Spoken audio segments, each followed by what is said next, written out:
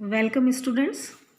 मैं विश्वप्रभा गुप्ता, सह आचार्य अर्थशास्त्र, राजकीय डूंगर महाविद्यालय बीकानेर, राजस्थान से MA final economics paper 6 international economics की क्लास में हमारा टॉपिक चल रहा है विश्व बैंक, वर्ल्ड बैंक, जिसका पार्ट फर्स्ट हम कर चुके हैं। आज मैं ले रही हूँ इसका पार्ट सेकंड। इसमें हम ले रहे हैं विश्व बैंक की पूंजी, कैपिटल ऑफ वर्ल्ड बैंक। प्रारंभ में बैंक की अधिकृत पूंजी यानी कि ऑथोराइज्ड कैपिटल $10 बिलियन यानी कि 1000 करोड़ डॉलर थी, जो $1 लाख के 1 लाख अंशों में विभाजित थी। सितंबर 1959 में यह पूंजी बढ़कर $21 बिलियन हो गई। सदस्य देशों के अंशदानों में 100% की वृद्धि कर दी गई तथा कनाडा, पश्चिमी जर्मनी, जापान आदि 17 देशों ने 100% से अधिक वृद्धि स्वीकार की।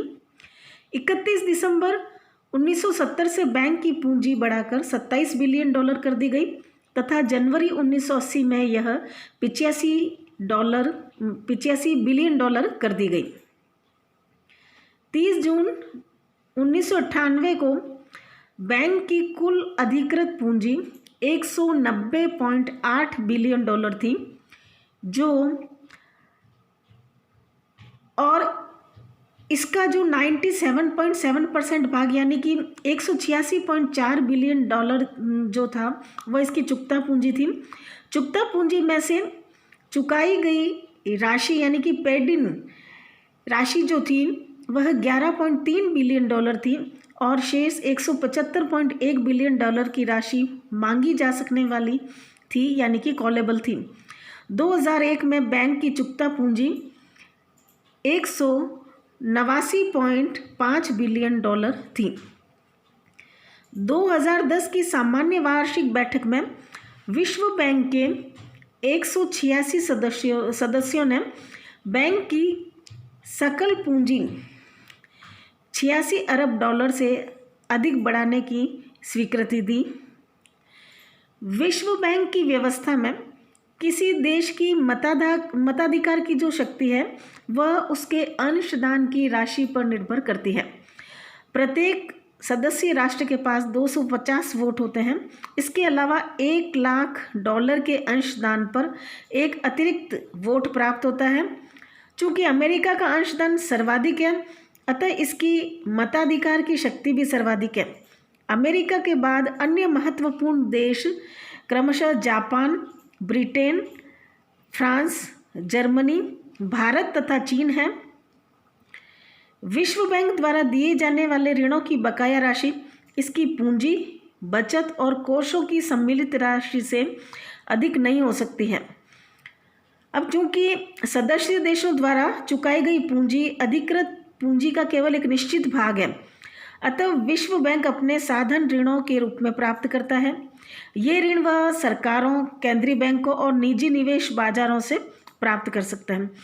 सितंबर 1982 से विश्व बैंक अल्पकालीन मुद्रा बाजार से भी ऋण लेने लगा है और ये ऋण अल्पकालीन प्रतिभूतियों, जिन्हें डिस्काउंट नोट्स भी कहा जाता है, के आधार पर लिए जा रहे हैं। ये मध्यमकालीन तथा दीर्घकालीन ऋणों के अलावा हैं। सदस्य देश विश्व बैंक के शेयर का पुनर्भुगतान इस प्रकार करते हैं। सबसे पहला, आवंटित शेयर का सिर्फ 2% सोना, अमेरिकी डॉलर या SDR के रूप में चुकाया जाता है।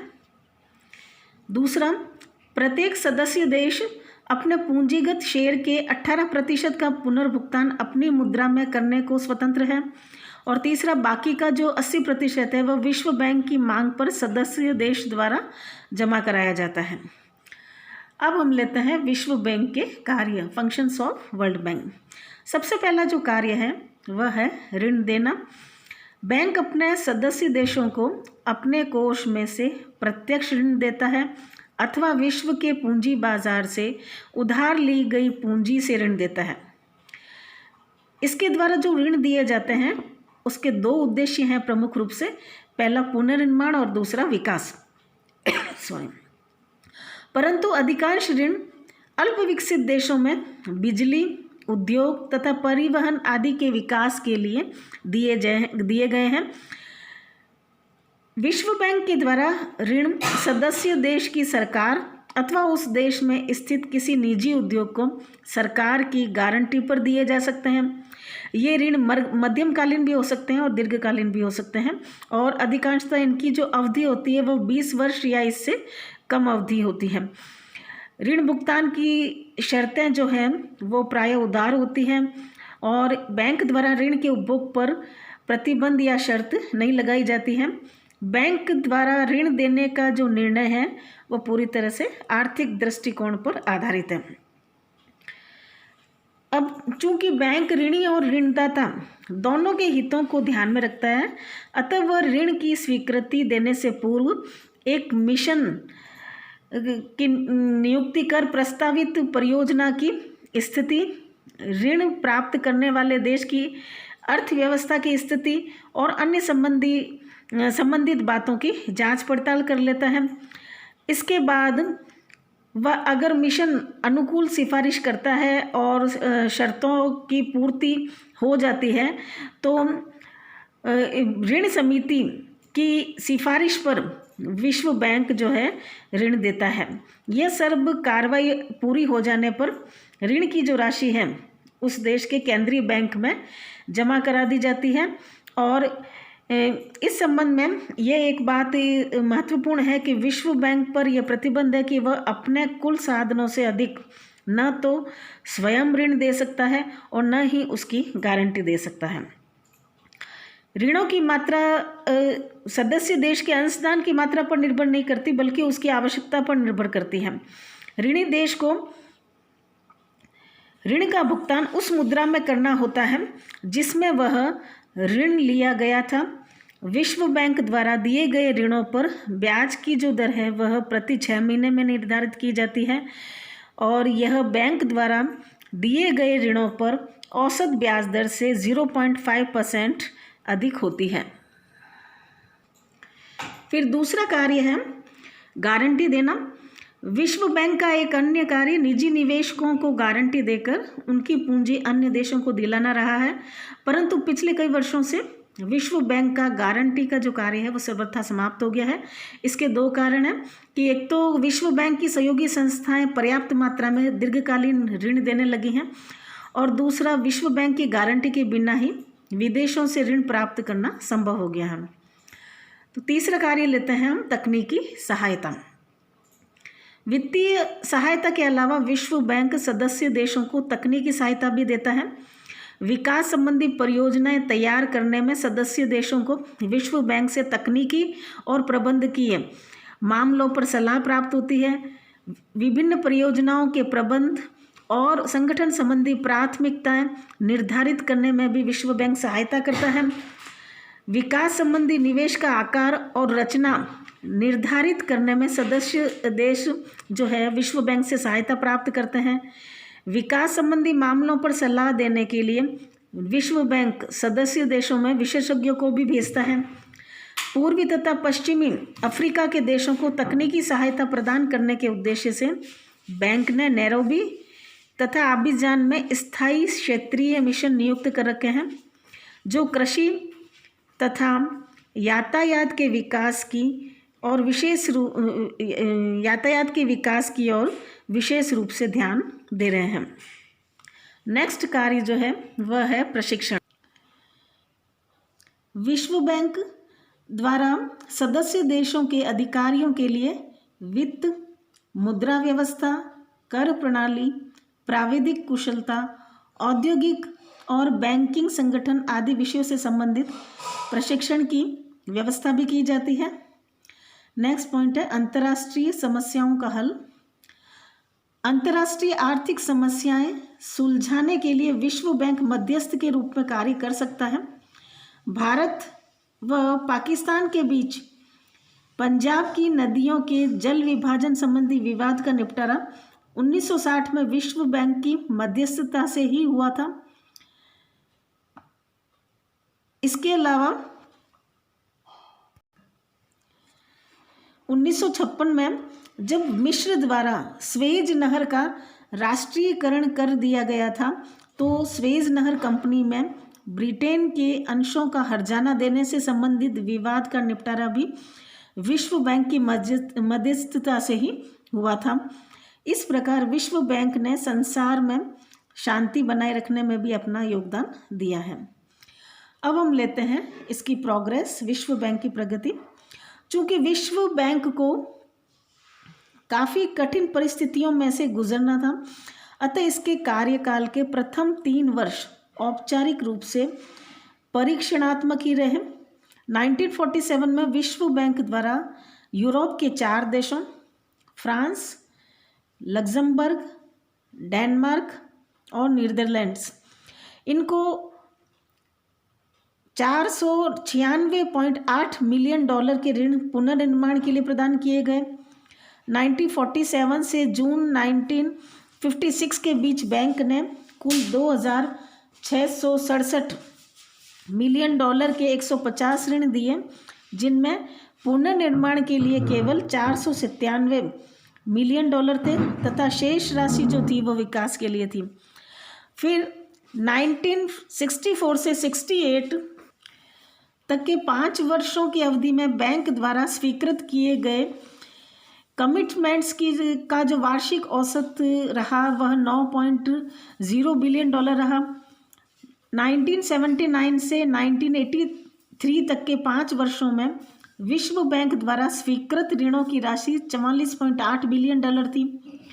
जुलाई 94 तक के अपने 50 वर्षों के कार्यकाल में विश्व बैंक ने 140 देशों में 6000 परियोजनाओं के लिए $300 बिलियन के ऋण दिए थे। फिर 1998 से 2000 तक विश्व बैंक द्वारा स्वीकृत किए गए ऋणों की राशि $64.6 बिलियन थी। 1997 में सर्वाधिक ऋण प्राप्त करने वाले 3 देश थे चीन, रूस और अर्जेंटीना। 1998 में दक्षिण कोरिया सबसे बड़ा ऋण प्राप्तकर्ता देश था और चीन का स्थान दूसरा था। 1999 में पूर्वी एशिया के देशों को सर्वाधिक ऋण स्वीकृत किए गए। 2001 में 10 बड़े ऋण प्राप्तकर्ता देशों में चीन, भारत, रूस, इंडोनेशिया, अर्जेंटीना, टर्की तथा फिलीपींस आदि राष्ट्र शामिल थे।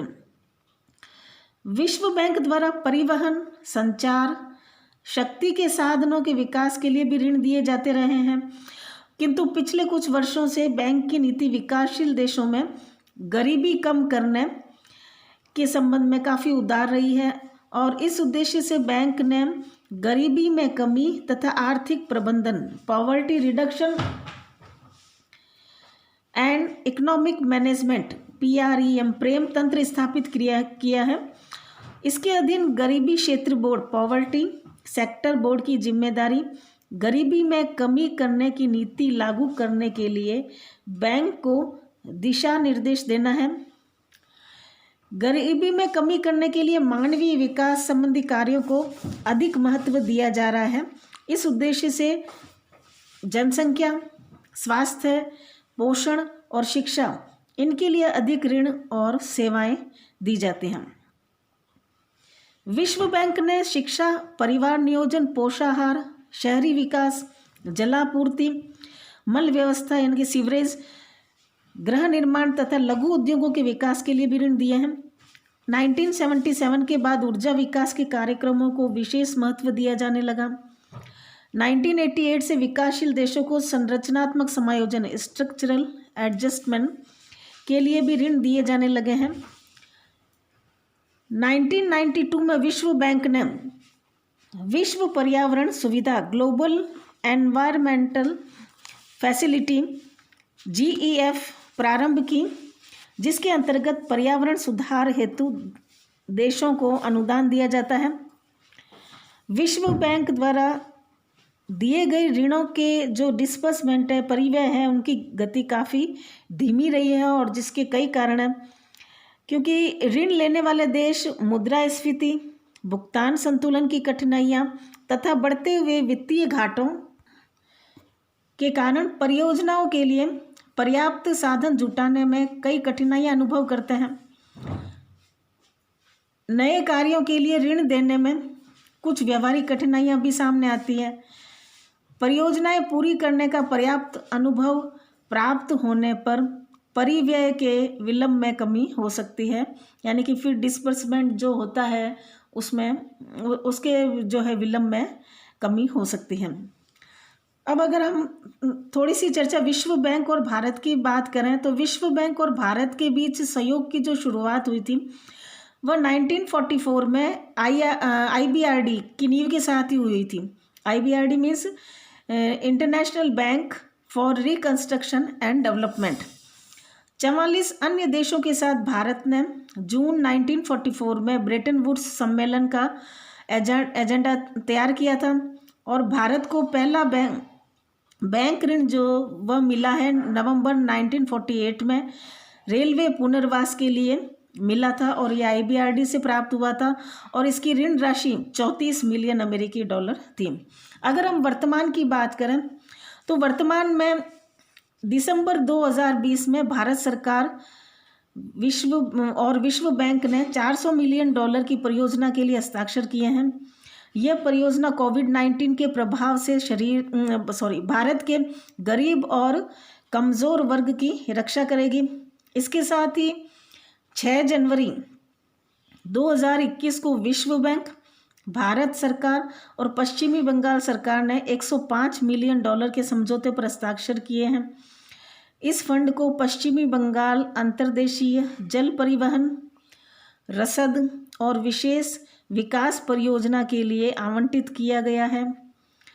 वर्तमान में विश्व बैंक के द्वारा स्टार्स कार्यक्रम भारत के 6 राज्यों हिमाचल प्रदेश, केरल, मध्य प्रदेश, महाराष्ट्र, उड़ीसा और राजस्थान इनमें प्रारंभ करने का जो है इसका उद्देश्य है और इसमें स्कूली शिक्षा की गुणवत्ता और शासन में सुधार लाने का उद्देश्य निहित है और यह वर्ल्ड बैंक द्वारा प्रायोजित है।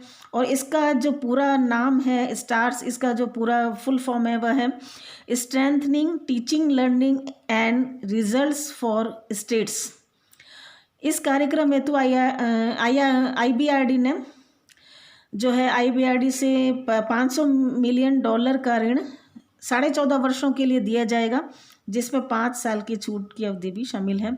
तो इस तरह से हम देखते हैं कि विश्व बैंक के द्वारा भारत में भी जो है विभिन्न परियोजनाएं पहले से चल रही हैं और अब और वर्तमान में इसका जो सहयोग है वो भारत को मिल रहा है और भारत के विकास हेतु काफ़ी परियोजनाएं जो है इसके लिए कार्यरत हैं।